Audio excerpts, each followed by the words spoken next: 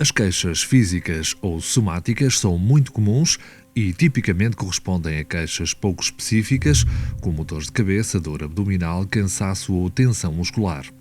Este tipo de queixas é um motivo comum de procura de um profissional de saúde e, na generalidade dos casos, por não serem sintomas bem definidos, não permitem que se possa fazer um diagnóstico claro. Muitas vezes os doentes acabam por realizar vários exames sem que se encontre um motivo para as suas queixas. Os sintomas são recorrentes e traduzem a presença de problemas de origem psicológica não reconhecidos ou tratados. Estes sintomas físicos são queixas características de um conjunto de doenças psiquiátricas. As perturbações de somatização, onde se incluem a perturbação de sintoma somático, a perturbação de ansiedade de doença e a perturbação de conversão. Na perturbação de sintoma somático, há uma preocupação desproporcional e excessivamente frequente acerca dessas queixas, a que se juntam sentimentos de ansiedade e um grande investimento do seu tempo em questões de saúde, por exemplo, a tentar descobrir a origem do problema.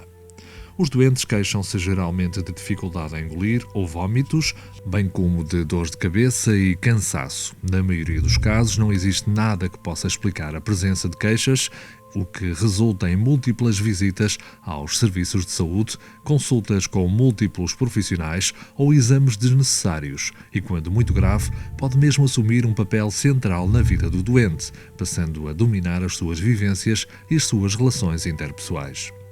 A perturbação de ansiedade de doença caracteriza-se por uma grande preocupação de ter ou vir a ter uma doença grave, mas sem que existam sintomas físicos. Estes pensamentos conduzem a ansiedade e preocupação constantes, de tal forma que a sua mente está permanentemente ocupada com esse assunto. Depois de avaliar devidamente o doente, raramente se encontra uma doença clara ou, a existir, não é proporcional à preocupação demonstrada. É frequente que estas preocupações tenham um caráter central na vida do utente, podendo ter consequências negativas a nível pessoal e profissional.